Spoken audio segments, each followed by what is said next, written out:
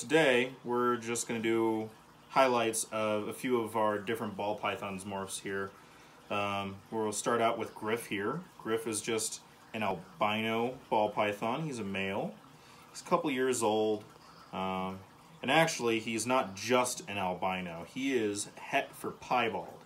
So, in previous videos, we kind of talked a little bit about genetics. We talked about Utah, our piebald boy, or one of our piebald boys, I should say. And so that means that he carries the genes for piebald. So if we put him to another snake that has the genes for both albinism and, he's moving around a lot, and for piebald, we could make albino pieds, which is a really cool looking snake. So it's that same piebald pattern, only instead of that kind of brown and broken pattern, it's more white and yellow like this. But he's a good little dude. Just checking him out. He's really squirmy right now. We were feeding some other snakes today, so he's just kind of checking out because he smells the rats and stuff. But we'll switch him out for another one. We can talk about another morph. Next we have an Enchi Orange Dream Fire. So she is a 3-gene animal, which that is comprised of Enchi, Orange Dream, and Fire. So the 3 different genes all do different things that affect this snake. So the Orange Dream is a single gene. It's a pretty new one, but it's really great for lightning. It's a really good gene to add into other snakes to make the combos, which is what is so special about ball pythons and why they're so popular, is you can just kind of stack genes together and make all sorts of different ones. So the Orange Dream is called Orange Dream for a reason. It's a very orange animal, so it has more orange than it does kind of like the browns and rust colors, and it lightens up the whole animal as a whole. The Fire gene is another lightning gene, kind of like Orange Dream and Pastel, that when you actually have a super fire, it'll make a black-eyed leucistic snake. But in this case, it's just 2 genes together that give it this really kind of clean, very neat underbelly like this. And Enchi is another codominant that ends up cleaning the pattern up, so that reduces the pattern like this, so it gives it that kind of really clean dorsal stripe.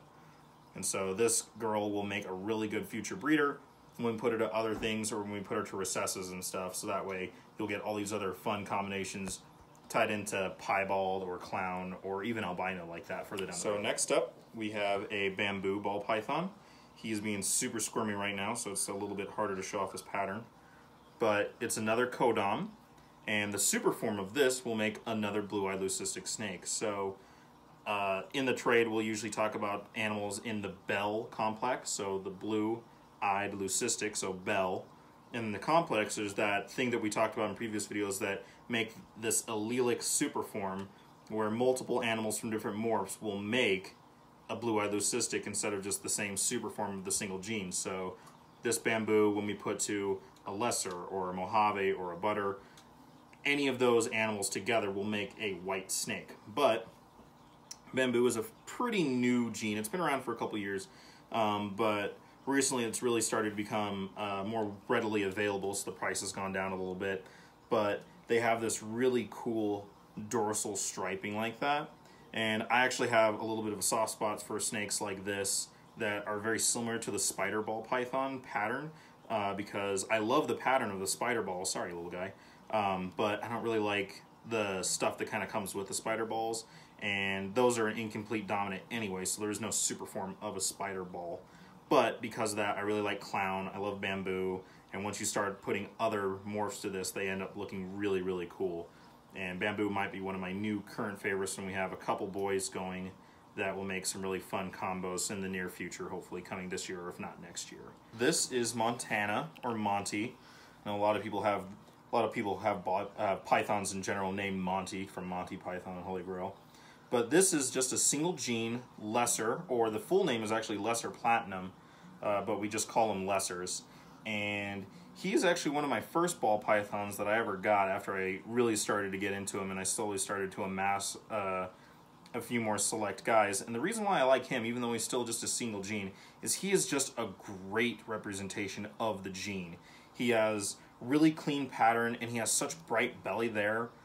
Sometimes they end up kind of browning out more as they get older, and I realize that he is a bit brown to begin with, but he still has a lot of grays and yellows and that really nice clean belly like that.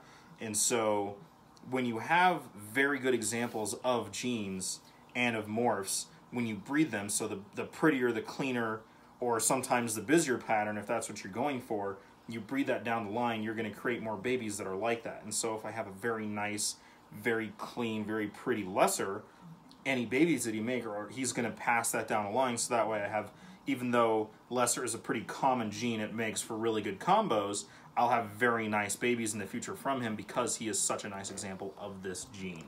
So this is, and she's off. This is Minnesota, or Minnie. You'll notice that I have a lot of snakes named after states. There's a lot of, not necessarily controversy, but a lot of people like to just use like kind of codes for their snakes, and other people like to name them. I like to name them for simplification, especially when people help me out. That way I can refer to just a single snake, and while they may not necessarily know every single gene or what's great about that animal, they will know what animal I'm referring to when we talk about when we're cleaning them and taking care of them and pairing them up for breeding. But Minnie here is a lesser pastel and possible yellow belly. So lesser, like we just saw with Monty, and she's a little twitchy right now. She's a little fidgety.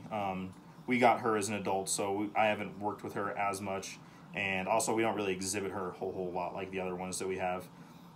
So she is a lesser, just like Monty that we showed before, and a pastel, which we've talked about in previous videos. So the lesser, you can see it still has a bit of that kind of pattern that like what Monty had, that has those fun like little belly sides, and it has a little bit of that stripe, but it's broken up a fair bit because of the pastel, which is a lightening gene. Like we talked about before, when you add pastel to stuff, it lightens it up a little bit.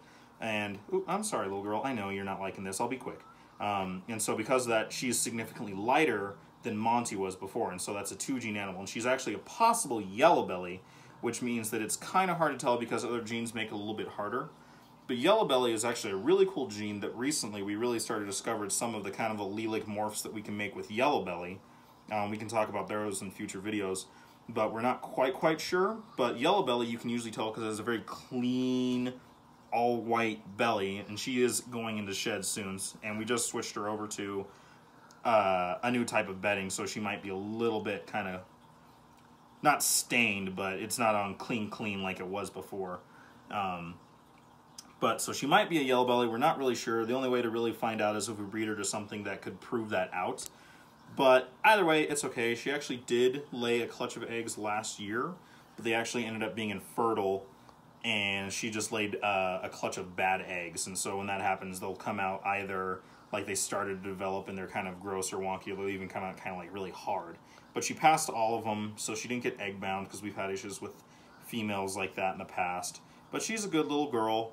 Just she's not as used to being handled because we bought her as an adult for breeding purposes. And that will be it for this short little video. And we can talk about more morphs that we have and other fun things like that in the future. Thanks. Bye.